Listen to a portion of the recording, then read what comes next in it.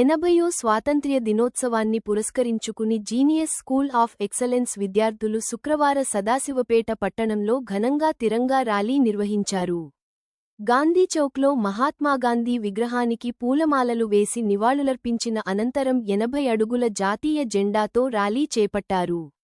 విద్యార్థులు దేశభక్తి నినాదాలతో ఉత్సాహంగా పాల్గొనగా, స్వాతంత్ర్య సమరయోధులు, జాతీయ నాయకుల వేషధారణలు ఆకట్టుకున్నాయి.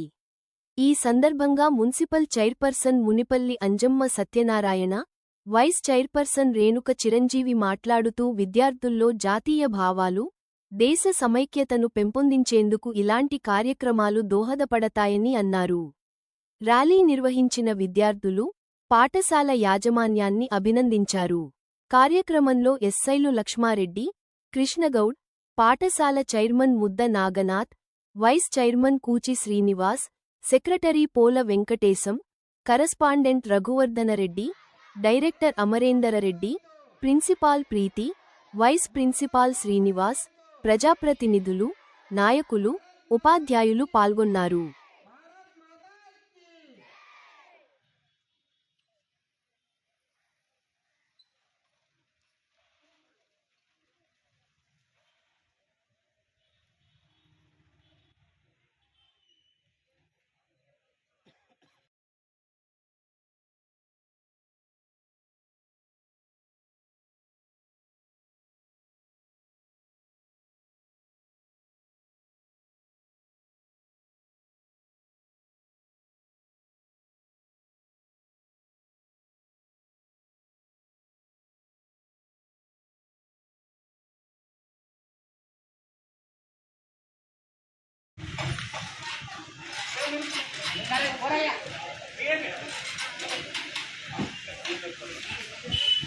भारत माता की जय, भारत माता की जय, जय जवान, जय किसान, जय जवान, जय किसान, भारत माता की जय, भारत माता की जय, जय जवान, जय किसान, जय जवान, जय किसान, भारत, जय जवान, जय किसान, जय जवान, जय किसान, बोलो भारत माता की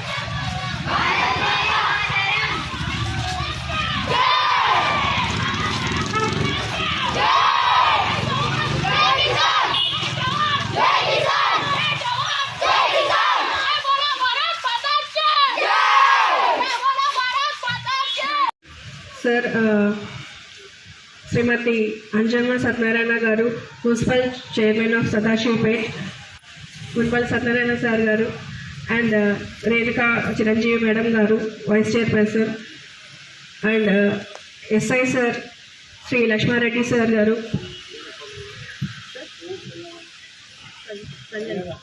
संगना sir garu so everyone all the dignitaries here along with our genius management.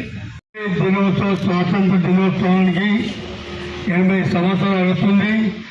అదేవిధంగా మా స్కూలు పేరు ఉండాలి. మరి స్వాతంత్రం తెచ్చినటువంటి మహనీయులకు నియమాలు అర్పించాలి. అదేవిధంగా మన ఈ ర్యాలీ తీసుకున్నందుకు ఈ యొక్క స్కూల్ యాజమాన్యానికి మన టీచర్స్కు ప్రతి ఒక్కరికి పేరు పేరున ధన్యవాదాలు తెలుపుతూ ఈ యొక్క అవకాశం ఇచ్చిన ప్రజలకు ధన్యవాదాలు తెలుపుతున్నాను.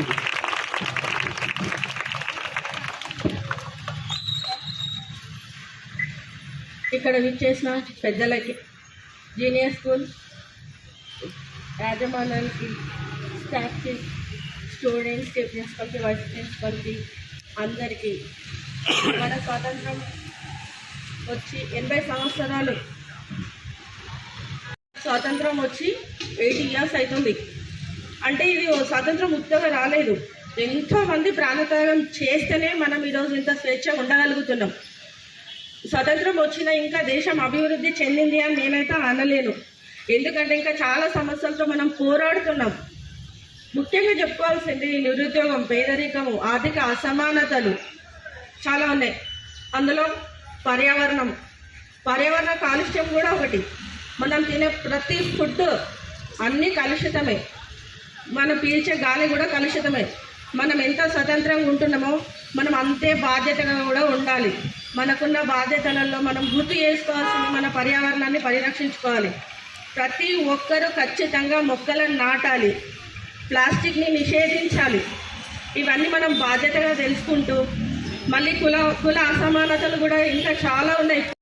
దానికి ఎప్పుడైతే మనం అడవులను పెంచుతామో, ఎప్పుడైతే మొక్కలను నాటుతామో మనకు మంచి ఆక్సిజన్ వస్తుంది. అట్లనే వర్షాలు కూడా వస్తాయి. ఇప్పుడు మనకు ఒక ఎల్నినో ప్రభావం ఉంది, దానివల్ల వర్షాలు రాలేవు ఈసారి మనకి. రీజన్ ఏంది? చెట్లు లేకపోవడం. కాబట్టి మీరందరూ ఖచ్చితంగా మొక్కలు నాటండి, మళ్ళీ ప్లాస్టిక్ని నిషేధించండి. ఈ అవకాశం ఇచ్చిన స్కూల్ యాజమాన్యానికి థ్యాంక్ యూ.